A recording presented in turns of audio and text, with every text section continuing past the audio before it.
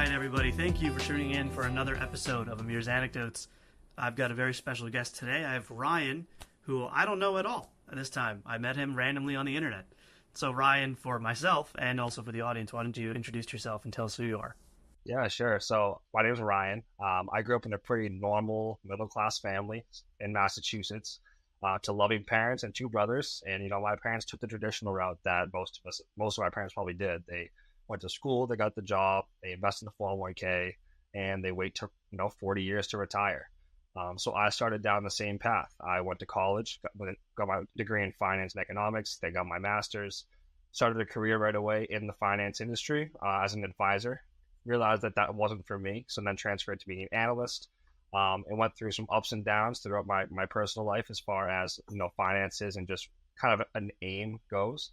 That led me to pursuing real estate as my primary primary business, and then eventually started my own company called TR Capital Partners alongside one of my partners, where we help others get the benefits of real estate ownership without the hassle and the learning curves that we went through of being a landlord. So that's kind of where we're at today. Wow, what a journey that is. So when you talk about being from Massachusetts, I think you're the first person I've ever met that didn't immediately reference how far they are from Boston. So that's people from Massachusetts. It's always like, oh, I'm from 20 minutes outside Boston. So how many minutes from Boston were you? I am about an hour, and I've always been about an hour. When I meet people outside of New England, I just say I'm from Boston. It's a lot easier just that way. Right. Yeah. So what was the actual town you were in? I grew up in a small town called Pepperell, Mass. Probably never heard of it. It's actually so small that we don't even have a stop light in the town. So wow. So you're real small town New England kind of guy. Yep, right on the border of New Hampshire and Mass. Just no one's ever heard of the town. Be surprised if you found us on a map. Very, very small town. Wow. That's wild. Okay, and then where'd you go to school? So my high school was called North Middlesex. It was actually a regional school. So there was 3 towns combined, and we still only had like 1,200 kids. And then from there, I went to Nichols College, also in a very small private college right south of Worcester, Massachusetts, kind of on the border of Connecticut, Massachusetts. So I went there, another small school, and then followed up by getting my MBA from there after I did my 4 years getting my bachelor's. Wow. So you've never left Massachusetts other than like on vacation? Exactly. Yeah, born and raised, and have never outside the state. Yep. That's great. There's something I read once that that on average most people, like the vast majority of the human population, dies within 100 miles of where they were born. I've heard that, and I think people always say like, "Oh, I'm going to go move and get out, go somewhere and somewhere warm," especially if you're from New England. Or no one ever leaves. Everyone comes back. So whether you leave for years or not, I feel like you always find your way back up here. So yeah. So then, what's your favorite thing about being in Massachusetts? Because obviously you've been to other places. Yeah, I think it's mostly just that my connection, my network, my family, my friends, everyone I kind of talk to on a regular basis and want to see is here. So it's not that I wouldn't move away because of something specific with like the state. It's more so that I just have everything I need right here. So there's no really, for me, I don't see a point in moving and then having to, not be able to a car drive away from my family or my close friends. So that's the main Right. So then now, being that you always have that community, would you say that there's a little bit of an echo chamber that happens? Because like all the people around you they have similar demographics as you. So there's not like the diversity of thought thing. So I think referencing what you were talking about with your parents, like they were just told, go to college, get a job, work there for 40 years, and then go to college, get a job, work there for 40 years. That must be the vast majority of your social circle. Yeah, I'd say that's definitely the case. However, after a few years out of college, once you kind of, get a taste of the real world, about half of my friends started kind of exploring new things, new businesses, trying to escape the rat race, as they call it, because all of us realize like we don't want to do this for 40 years. So I have a couple different, perspectives and people doing different things, but I think that a lot of that we can attribute to the whole fire movement on social media. A lot of people starting businesses. You kind of have access to so much information now. There's essentially a playbook for everything. There's no need for you to go out and have to reinvent the wheel. Whether it's books, going on YouTube, you can kind of learn anything you need to learn about a specific thing you want to do. And whether you're business savvy enough to like make it actually a full-time thing is a whole different story. But I think a lot of people are now taking the next step in their lives and realize they don't have to be tied to a desk for 40 years and then hopefully have 15, 20 good years left Right. to retire. So Yeah, yeah. I guess. Yeah, I think you're right. I think I am noticing more and more and more and more, like, entrepreneurial risk that people are willing to take, like to take the gambit, to take the gamble and see if they can, create a successful business. So with you, how do you think that that kind of plays into to you and your generation? I mean, what generation are you? Well, actually, what are all the ways that you can identify yourself? Like, what are you? I guess white male from a normal middle class, just typical family. So there's nothing special about me, nothing terrible either. So I can't say that. But I grew up in a household and in an environment where it was just you go to school, you play sports, you have that small community. Your parents aren't. I mean, they do what they do to get by. I probably was upper middle class. I played hockey, so I always say if your parents can afford to send you and play hockey, you're most likely doing on the higher Right. end of the middle class spectrum. But Yeah. yeah, there's nothing crazy about me. I'm just typical Yeah. male from So middle. how old are you now?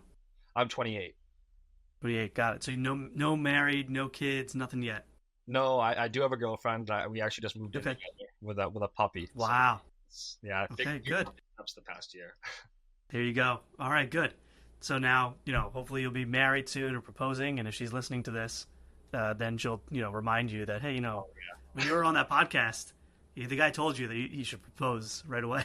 yeah, I think the time has started to move a little faster as far as that goes, as far as like the ticker. Yeah. Now that we've moved in, Yeah. There you go. yeah. All right. Good. All right. So single guy, 28, you have a girlfriend, you're in Massachusetts, been in New England kind of your whole life. So what is then like the most stressful financial situation that you've been in ever? Yeah, so I think it was probably right after college. Um, like most people, I think I was still kind of in that college mindset where a lot of the stuff was taken care of for you. You didn't really have any financial skills, like whether it's personal finance or investing or anything like that.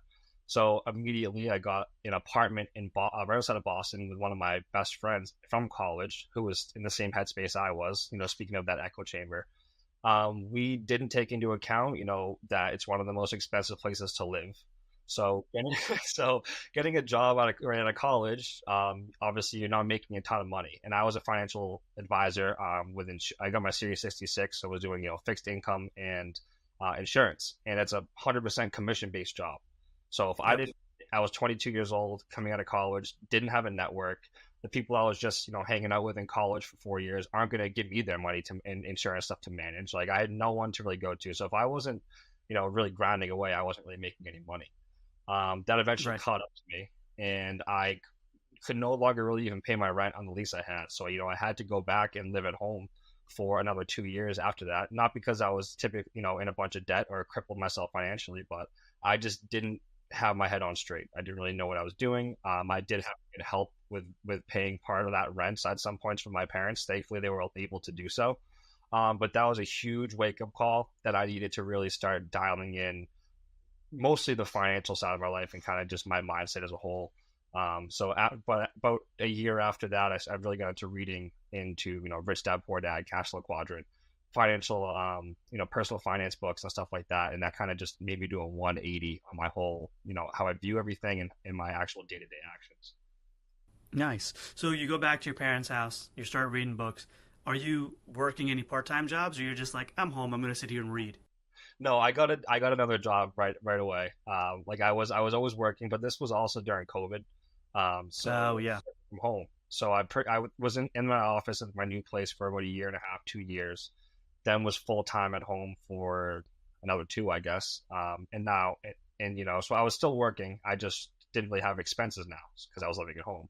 So that was Got great. it. Was able to save up some Yeah. money and thankfully was able to from there after saving up money was able to start house hacking. I'm not sure if you're familiar with what that is, but you buy multifamily property, you live in one unit, rent out the others. So I still had zero mortgage or rent expenses, which is the largest for most people, and essentially was living for free. And that was I learned all that from just educating myself financially on different ways to you know build your base, a stronger base for yourself.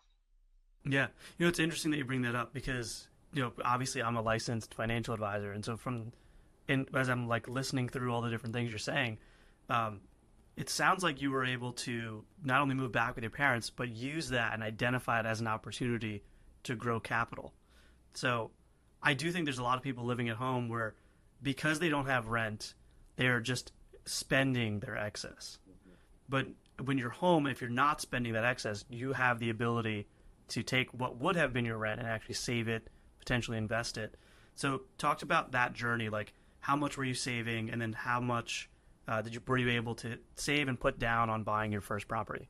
Yeah, I mean, I was probably saving close to 85, 90% of my income. I Wow. wasn't really going out and doing stuff. I was pretty much just focused on try to take the next step. Really, my only expenses were, obviously you had student loans. And then if you go out to eat, stuff like that, maybe a 1 week, weekend here and there, I'm going out with friends. But I didn't really do a ton of stuff, especially because COVID was happening too, which kind of helped. So I wasn't able to go out and, Yeah, it kind of forced you. exactly, right? So I was able to save up a good chunk of money. We put down $14,000 on my first house. It was Wow. and we got it for 425,000. But that's because since we were doing it's called an FHA loan, which is first time home buyer, and you live in the unit for at least a year, you can only have to put down 3.5%. So it wasn't like I needed a big chunk of money. I could actually, Right. I pretty much already had a lot of that money pretty quickly since I wasn't spending it on anything. But I think taking the step to learn how to actually execute and do that, and taking my financial literacy serious once I had to move back home, enabled me to really take advantage and create a plan instead of really blindly going after things. And like you said, Sure. a lot of people figure they don't have a rent expense, so that's extra money for them to spend. So that's kind of the bad mindset, in my opinion. Yeah. And so, how old were you when you bought that first property? 24. Wow. 24, you bought your first property, and you had been saving up for a couple of years, obviously, before that. So, just to get some like numbers on there, because someone's going to be listening to this, be like, yeah, but this guy probably was making whatever. So, how much did you have in student loans, and what was your salary at that time? So I still have roughly 95,000 in student loans. So at the Okay. time, it's probably just over 100, and I was only making maybe 60 grand a year at the time from my job. Wow.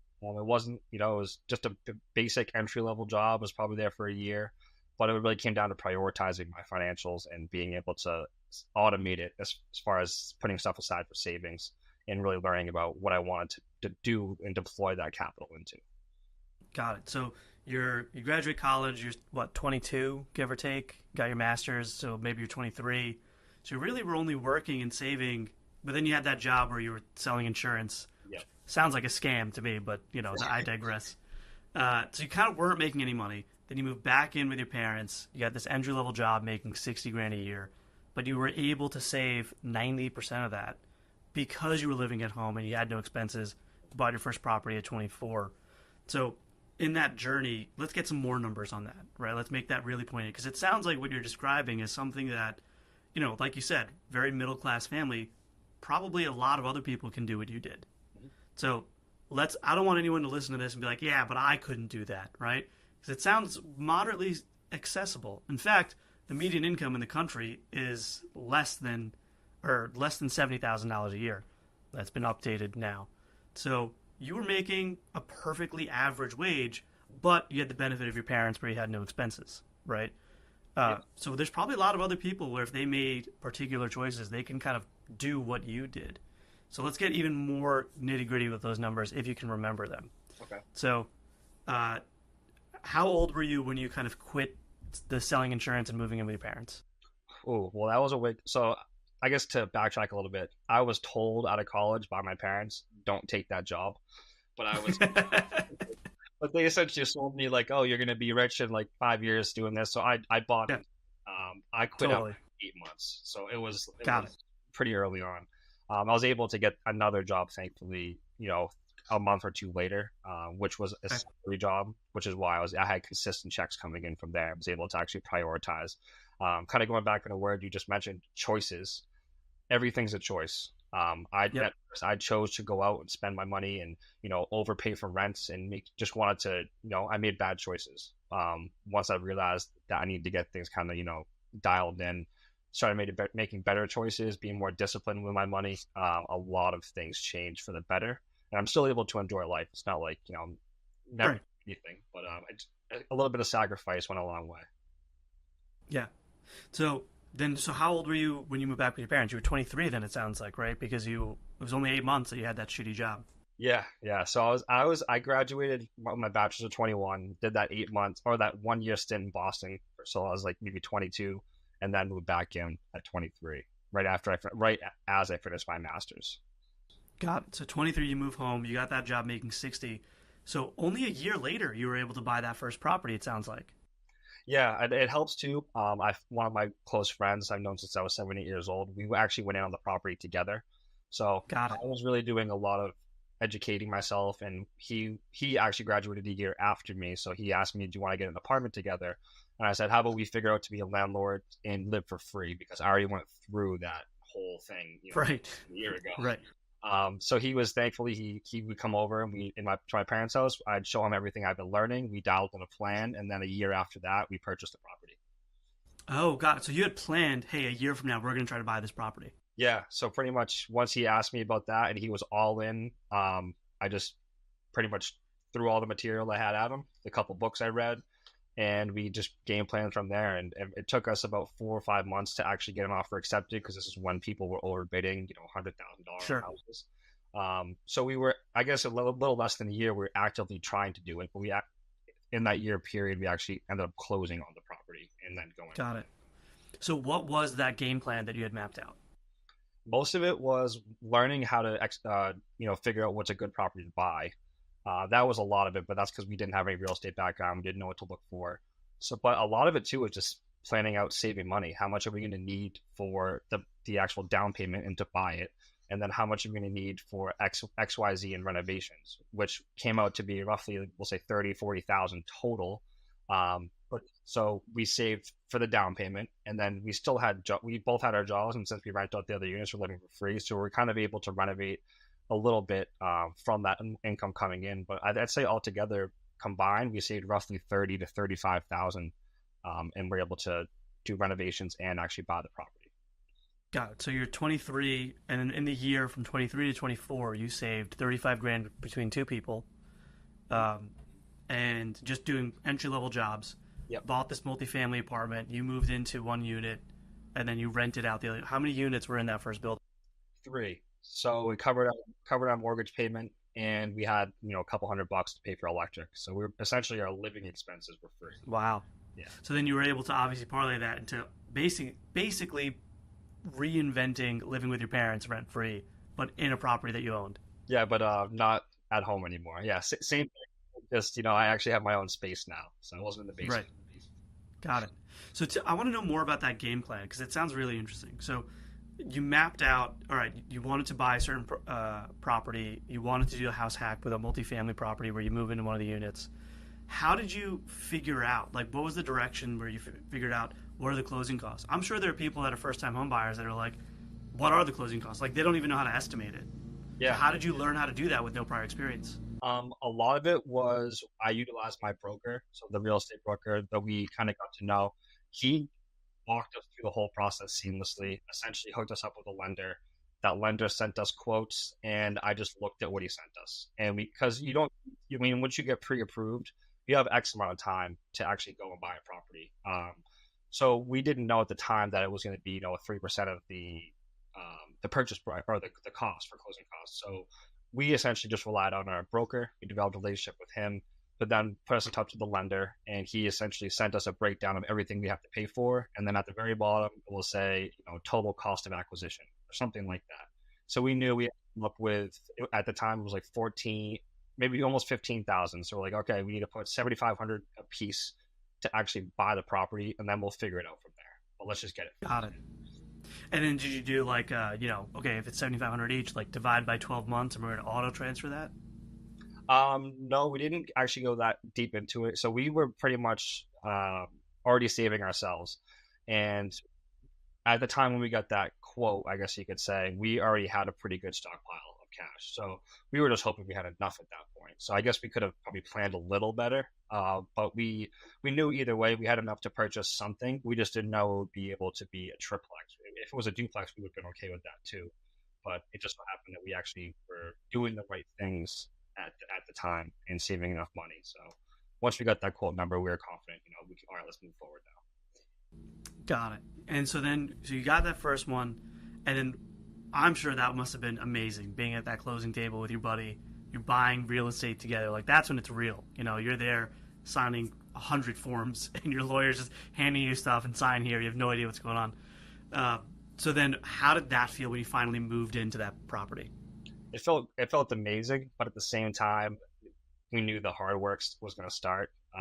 Yep. So we bought it vacant, so we did have to pay. Well, you get a month buffer before you actually have to start paying your mortgage. So then we were able to really just renovate one whole unit and at least rent that out so we could cover most of the mortgage. We paid about the other half for that first couple months, and then renovated obviously the top unit, and we were able to live for free after that. But we just realized, okay, this is good. Let's move our stuff in. But now, and this place wasn't a nice place. It was a fixer-upper for sure. So we had to teach ourselves, we used some of our friends and people that we knew that knew what they were doing, that were handy, to really go in and just relentlessly renovate the units. And we were up till probably, 11, 12, 1 in the morning, just doing this every night, whether it's painting, fixing the floors, anything we needed to do just to make sure Wow. as quickly as possible. So it sounds like you have really good friends because my friends would not help me do that. It's amazing how far you can get with a couple 30 racks in like a UFC fight, so. Yeah, right. That's great. Yeah. Okay, well, I think part of that too is that when you're in your 20s, so I'm in my 30s now, but when you're in your 20s, you still have that close knit like camaraderie with your friends. And then as you get into your 30s, then people have their own kids and their wives, and they're like, I don't have time to help you. Yeah. It's not enough to be like, all right, UFC and some beer. Yeah, we were at that age, 24, only a couple of years out of college. Some of us were only 1 year out of college, where Yeah. we didn't have, we didn't buy most people didn't buy their house yet at all, actually. I think we were the only ones, and no one was getting married, no one was getting engaged, no one was having Yeah. kids. That changed quickly, like 2 years later, but we kind of hit that perfect time frame for people to just be able to Yeah. give up all their things and hang out for a weekend and help us out. So, Just as a quick aside to put my financial advisor hat back on, this is a perfect example of why anyone who is, kind of preaching financial literacy and financial wellness says to start early. Obviously, it's the benefit of the compound interest, right? The more time you have to invest and grow your assets, that compound interest is better the earlier you start. But then there's this intangible element here of having the youth and the energy and the time and the friendship to invest, whether that's investing in the stock market or investing in real estate or physically, buying and flipping and fixing up houses. You have time and energy to engage in hobbies and building something bigger than your 9 to 5. And I can't stress that enough. We really need to get, I think, that education in earlier school so that, you're fired up to do that when you're 21 instead of, I have people that are coming to me now to be my client that they're the first time they're doing a financial plan or talking seriously about their finances, and they're 45. yep. They're like, oh, how do I retire in 20 years? Well, it's a lot easier to retire in 40 years by doing it in your 20s. And it's actually less work. It's easier to do. So you really kind of stumbled into kind of the best piece of financial advice that I can give anyone. Yeah, and it's so when I was reading all those books, educating myself on it, they always talk about time in the market, not timing the market. Yep. So obviously we jumped on it as soon as possible, but over time we expect that time in to really benefit us and hopefully be able to retire early. Or a lot of what we do now is try to pass those benefits on to people who want to do what we do, but maybe don't have the time or the expertise to get it done. So you can still get those benefits, but yeah, I'd recommend starting very early. Yeah, absolutely. So if there's someone else like you, right? So let's say you could go back in time to like, the 21-year-old or 22-year-old version of Ryan who's about to get this really expensive apartment in Boston, right? So there's someone else. You're watching him. He's about to do it, take his first job and spend all of his money. What's the advice you want to give him so that he can be even more successful than you are? Yeah, I'd say even though you want to, you lived at college, we'll say for 4 years, not at your parents' house, even though you want to go and get a place with your friends, sacrifice for a year, at least a year, and see how much money you can save up and what you can do with it. It'll help you a lot because it'll start building that base financially. Whether you choose to invest it or not, at least you'll have cash and savings, so you're not living check to check like I was, and then all of a sudden something happens, you quit your job or you lose your job, and you have no longer have income to pay for things. But I'd say at least start building that base. There's no shame in sacrificing for a couple of years. Most of the time, people don't have apartments at 22. Like, and if you do, you're doing what happened to me. It's most likely most of your money is going towards it.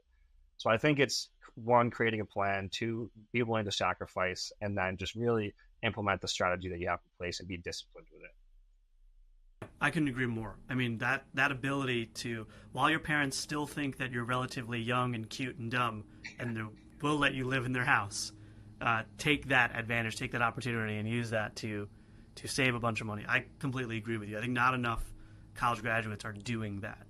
Now, granted, some people have like abusive parents or they have to leave and things like that. But if that's not the case, I completely agree with you. That's great advice. My last question for you is, what is the number one, I know you read a lot, but what's the number one book that you'd recommend a new college grad to read? This might be cliche, especially coming from the real estate world, but Rich Dad Poor Dad. I Yeah. think as far as basic financial literacy goes, learning what assets, liabilities, cash inflow, cash outflow, how to manage your money at least at a basic level. I think that's like the perfect starter book. That's where I started. And from there, it got me interested in his other books and a ton of other financial books that kind of just spiraled in together. And eventually became more advanced with it. But if you're just starting out and you don't have a finance background, even if you do have a finance background, you're most likely not learning that type of personal finance in school. At least I didn't. So I'd recommend Rich Dad Poor Dad, Robert Kiyosaki. Should be pretty easy to find if you Google it. Yeah. So, So for the record, I agree. That's actually the first book that I recommend to people as well. When my wife and I first got married, we argued a lot about money, as most married couples do. And so I actually paused one of our fights and I handed her the book and I was like, "Read this, and then we'll circle back to this." And so she did, and that changed everything about how we talk about money internally. Good. It worked out for the better. Sometimes, Yeah, exactly. Yeah. this, could stir the pot a little bit more. So Yeah, I think just because she's married to a financial advisor, you can add a little bit of wiggle room to have that fight. that's true. Yeah. That's the go-to book I'd say for anybody out there looking to Yeah, at least develop a base. So yeah, no, I completely agree with you. And to anyone listening to this, if you have the opportunity that Ryan has or had when he graduated college to move in with your parents and save up some money, don't squander that opportunity. That little bit of a cushion of not having to live paycheck to paycheck because you saved for a year really can take you far. If you didn't have that opportunity and you don't have that opportunity for whatever reason, whether it's a stressful home life or a lower class family or lower economic class family, I should say, that's you have other opportunities that you can take advantage of.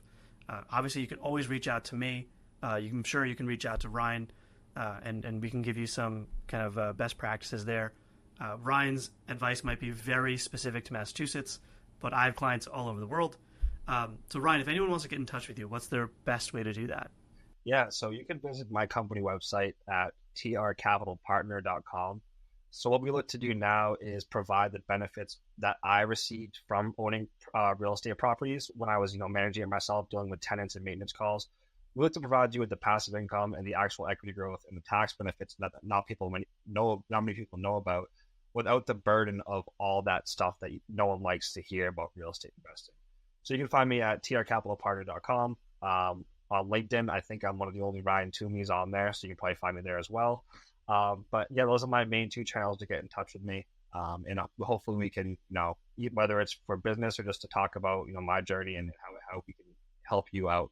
I'd love to get in touch with anyone listening to this. So Yeah, that's great. So tell everybody, as we can close out here, tell everybody about what you're doing now with TR Capital and what do you guys do and what kind of people can you help out on the business side, and how big is TR Capital? You've only been doing it for a couple of years. yeah, so we have ownership in 464 apartment units now. So we came a long Wow. way at triplex. But we noticed at first that me and my partner Lucas, his name is, that having the triplexes and the small properties yourself, yeah, it's great because it does produce extra income for you, but it's definitely not passive. Everyone talks about passive income.